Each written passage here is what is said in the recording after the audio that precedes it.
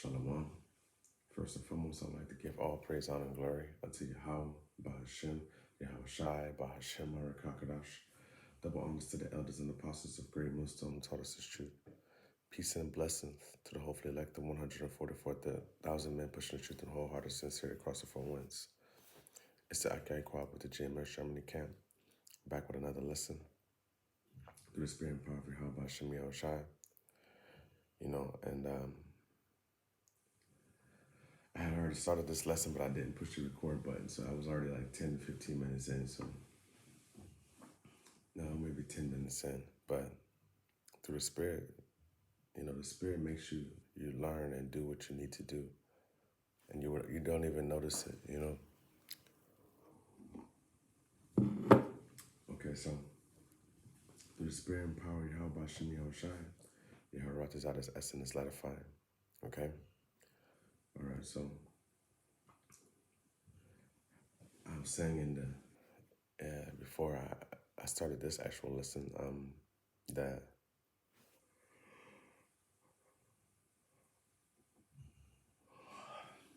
somebody here, excuse me, old dog 30, but this is the time that I have, so this is the time that I'm going to use,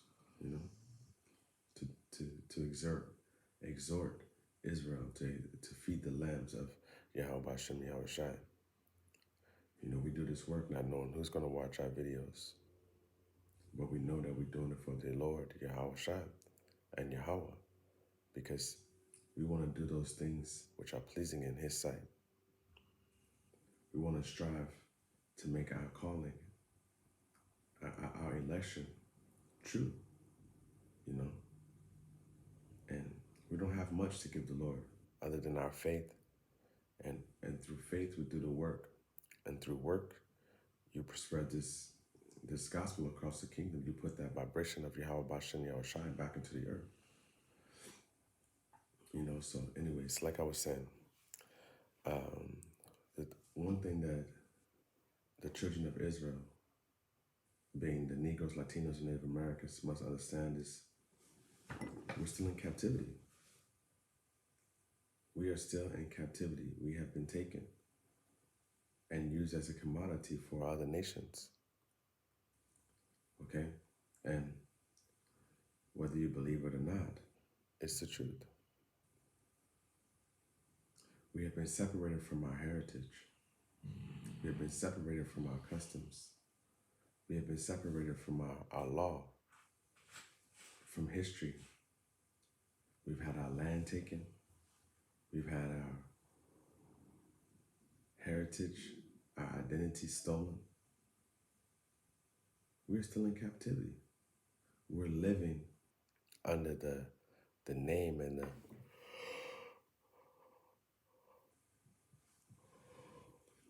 It's crazy because I can sit here and read and won't yawn, but as soon as I start talking about the scriptures, my body starts going crazy, But this flesh, anyways, we have been separated from our heritage. We have had our identity stolen. Okay? And we have enemies. The ones who have perpetuated these things into existence, who separated us from all of these things that I've listed: our heritage, our nationality, our identity, our laws, our customs, and our statutes, our land. They're still here today.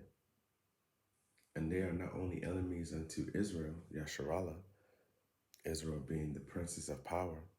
Yasharallah, he is power, prince of power,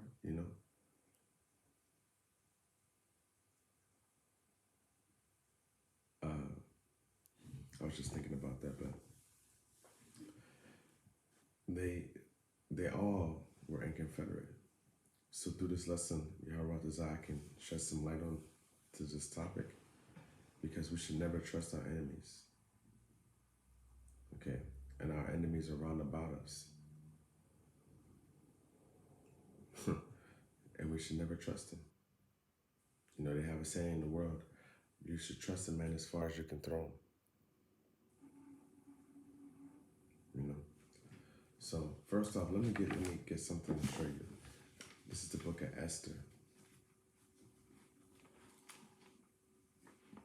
Okay. Let's go to the book of Esther, chapter 3, and verse 8. And Haman said unto the king Ahasuerus,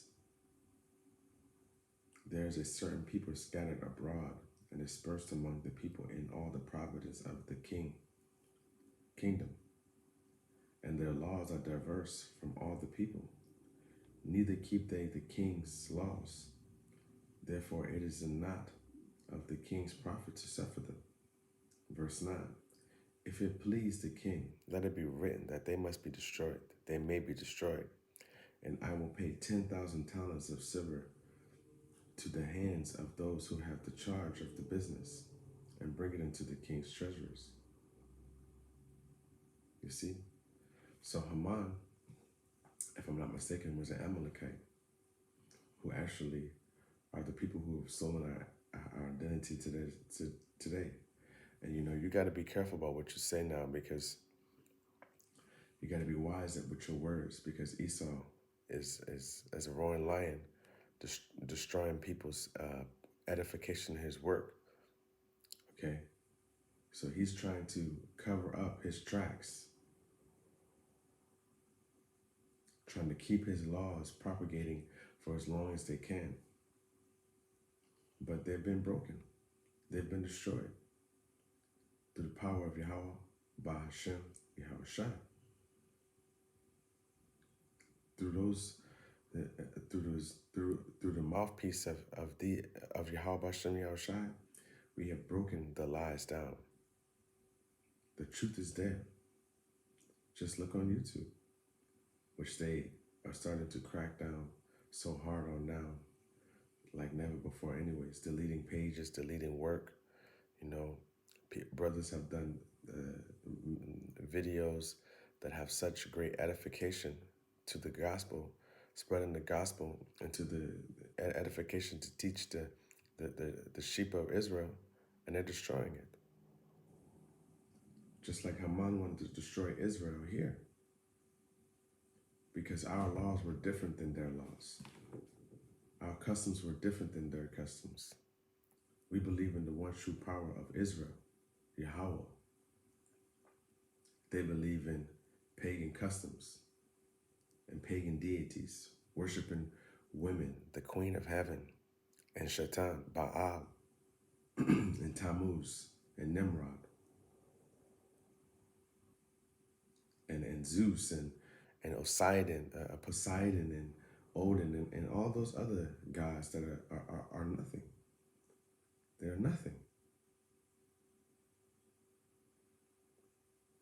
So, Yahweh, this lesson is edifying. Let's go ahead and get to it, man. Let's go to Ecclesiasticus.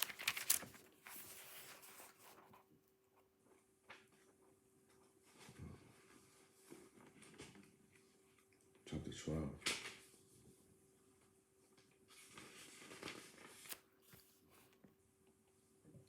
And verse 10.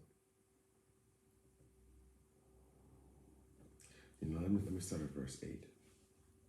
Because these words, they help you live. They give you insight into how men's hearts truly are. Okay? Especially these heathen nations. All right?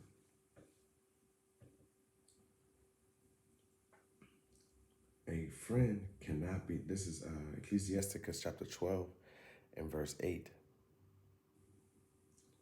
A friend cannot be known in prosperity, and an enemy cannot be hidden in adversity. Verse 9. In the prosperity of a man, enemies will be grieved, and in his adversity, even a friend will depart. Okay? So, in the prosperity of a man, enemies will be grieved.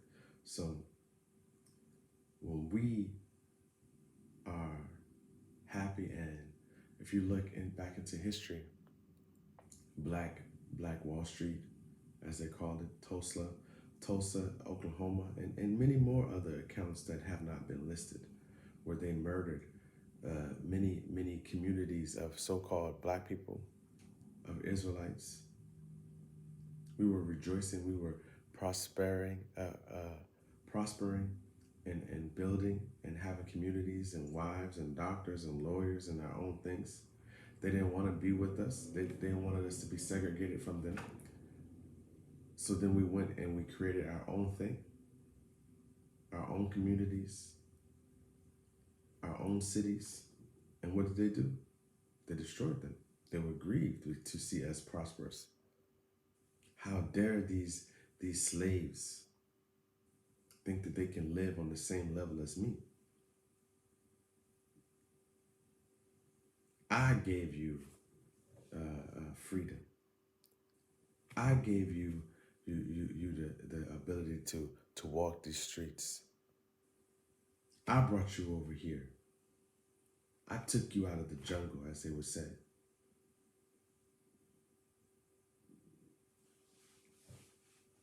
Verse 10. Never trust thine enemies, for as like iron rusteth, so is his wickedness. So iron is always going to rust. Even when you put in the army, we call it CLP. CLP is called cleaning, lubricant, and protector. Okay? And it's an oil. It's like a cleaning oil for your weapons. All right? And if you ever cleaned a 50 cal barrel, you know, it always, no matter how much oil you put on there, it always rusted. So the Lord is showing you that the wickedness of these enemies, of who? We'll get to that in a second. The wickedness of the enemies are always going to show through. Okay? So if we understand that we never should trust our enemies, we first must realize who our enemies are. Let's go to Psalms. We're going to hold that. And go to Psalms chapter 83.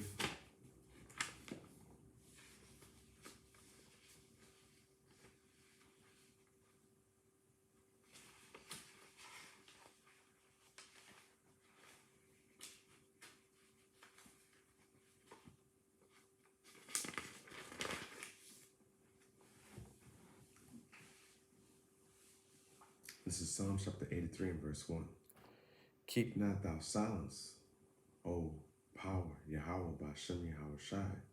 Hold not thy peace, and be not still, O Most High, Yahweh. For lo, thine enemies make a tumult, and they that hate thee have lifted up the head. Okay? Verse 3, they have taken crafty counsel against thy people, and consulted against thy hidden ones. Who are the hidden ones? Who are the Lord's people? You know, Psalms 147, it tells you. 147 and 19.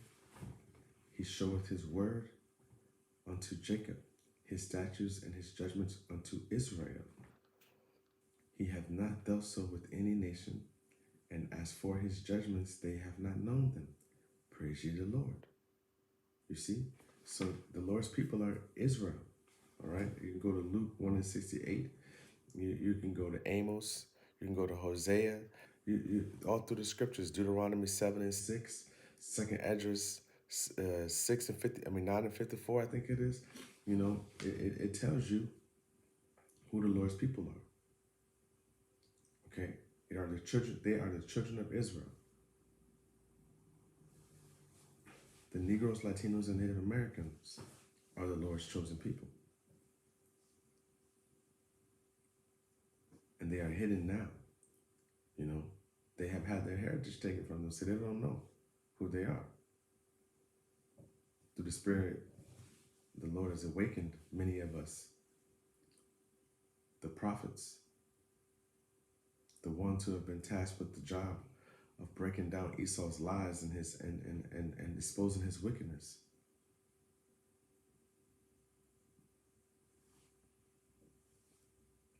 Verse 4, they have said, come and let us cut them off from being a nation, that the name of Israel may be no more in remembrance. You see, they were all in cahoots, as you can say. Cahoots means all working together. And who were they? For they have consulted together with one consent. They are confederate against the Most High. They are confederate against thee. And who are they?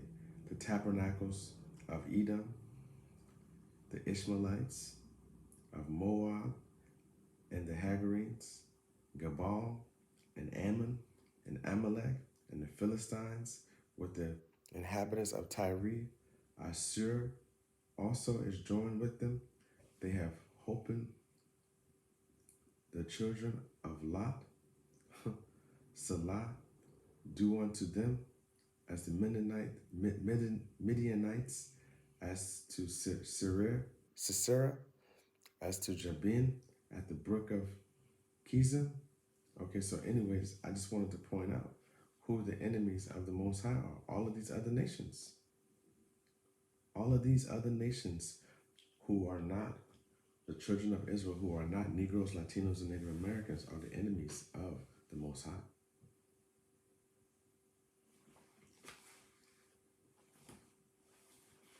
Okay? I don't know how I lost it.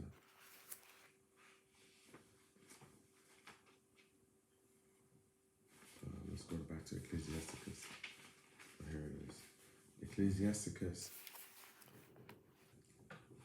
chapter 12 and verse 11.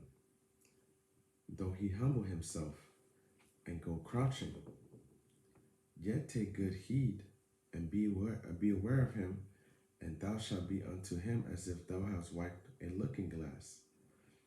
And thou shalt know that his rust hath not been altogether wiped away, though he humble himself. That's what Esau does. Okay? Set him not by thee, lest when he hath overthrown thee, he stand up in thy place. Neither let him sit at thy right hand, lest he seek to take thy seat. And thou at the last remember my words and be pricked therewith. Okay? Verse 13. Who will pity a charmer that is bitten with a serpent, or any such as come nigh unto wild beasts? So one that go up to a sinner and is defiled with him in his sins, who will pity? Okay? Verse 15. For a while he will abide with thee, but if thou begin to fall, he will not tarry. And I've had this happen to me. This is speaking loud volumes into my ears. Okay? Verse 16. An enemy speaketh sweetly with his words, but in his heart he imagineth how to throw thee into a pit. He will weep with his eyes, but if he find opportunity, he will not be satisfied with blood. You see? And that is our enemies. Edom, Ammon, Moab, Ishmael. Okay?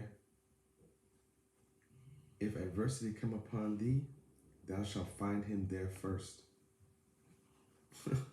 It's the truth. And though he pretend to help thee, yet shall he undermine thee. Verse 18, he will shake his head and clap his hands and whisper much and change his countenance. This is what the Lord is telling us our enemies are going to do. And these nations that we are living amongst, they hate us, man. They hate that we've come back into our nationality. They hate that we're going against their customs, just as Haman did in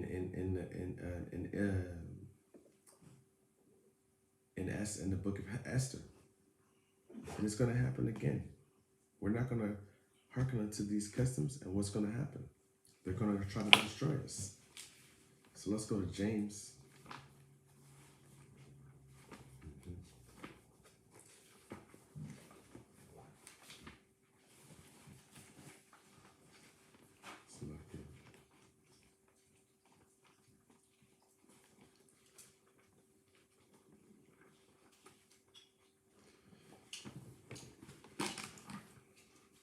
James chapter 4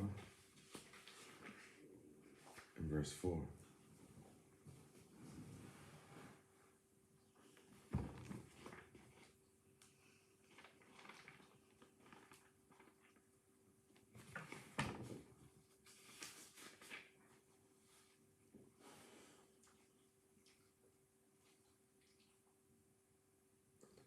Ye adulterers and adulteresses, know ye not that the friendship of the world is enmity with the Most High? Whosoever therefore will be a friend of the world is an enemy of the Most High. Okay? Whosoever shall be a friend of the world is an enemy of the Most High, because this world goes against the scriptures. This world goes against the word that the Lord has told us that we should live by. This word goes ultimately against Yahweh Shai, who the world ignorantly calls Jesus Christ. What is the word? What does it say in John?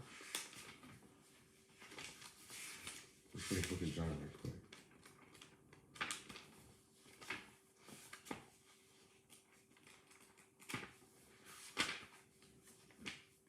John chapter 1.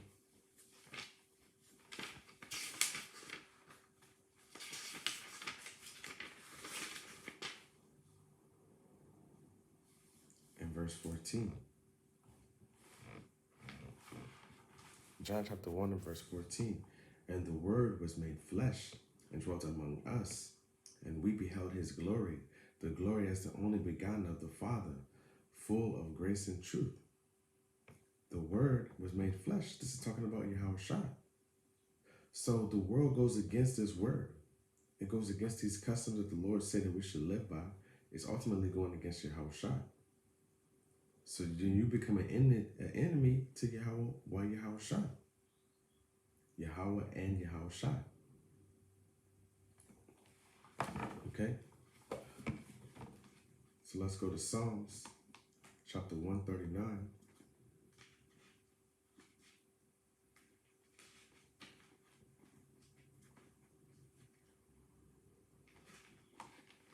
Verse 22.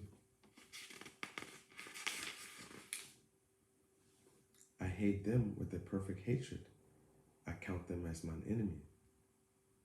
Hold on, let's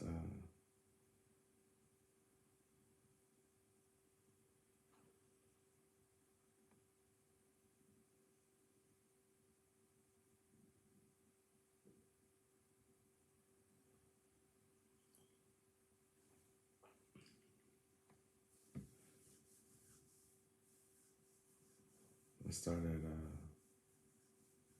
19. Surely thou wilt slay the wicked, O Most High, O Yahweh. Depart from me, therefore, ye bloody men. And who's that bloody man? Yahweh. Yahweh says that the bloody men in the scripture are the Edomites. Okay? Salaki for that. The bloody men are the Edomites. For they speak against thee wickedly, and thine enemies take thy name in vain. You see? Verse 21. Do not I hate them, O Yahweh, that hate thee? Am I not grieved with those that rise up against thee? Verse 22. I hate them with perfect hatred. I count them mine enemies. You see? So the enemies of the Lord are still here today. They're still here. They're still doing what they were doing in the ancient days. Those spirits. Okay? Let's go to Acts chapter 13.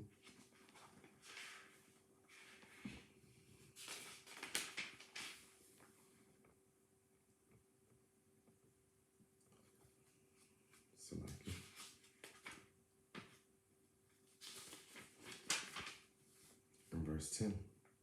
And now, and said, O, full of all subtlety and mischief, thou child of the devil, thou enemy of all righteousness, wilt thou not cease to pervert the right ways of the Lord Yahweh?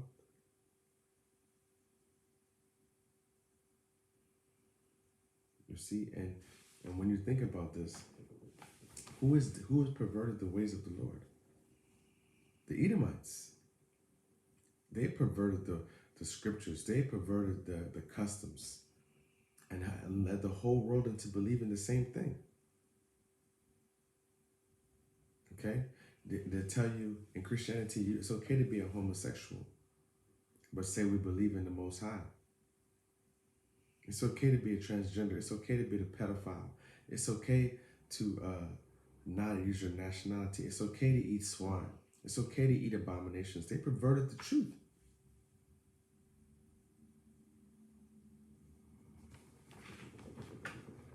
Let's go to Isaiah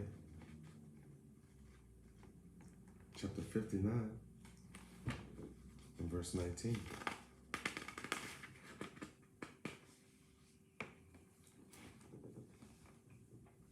So shall they fear the name of the Lord, Yahweh, from the west, and his glory from the rising of the sun, when the enemy shall come in like a flood.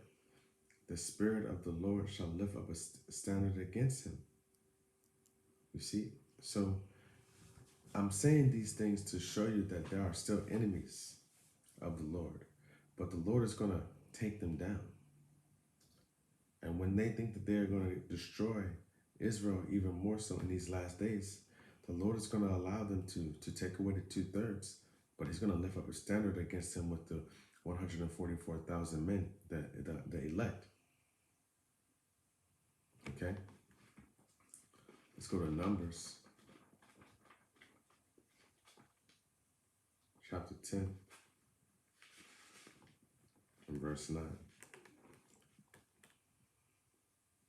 And if you go to war in your land against the enemy that oppresseth you, then ye shall blow an alarm with the trumpets, and ye shall be remembered before the Lord Yahweh thy power, and ye shall be saved from your enemies. So we are at war. We're in a spiritual war with Esau, Edom, and these other nations. And we are blowing a trumpet by doing this work, week in and week out, preaching and prophesying, not giving him no rest, not giving Esau no rest, not giving these heathen nations no rest by doing this work, bringing it out, posting. And Yahweh Ratazah, the elect are going to be edified, the sheep are going to be fed through this word, through the spirit and power of Yahweh Hashem Yahushua.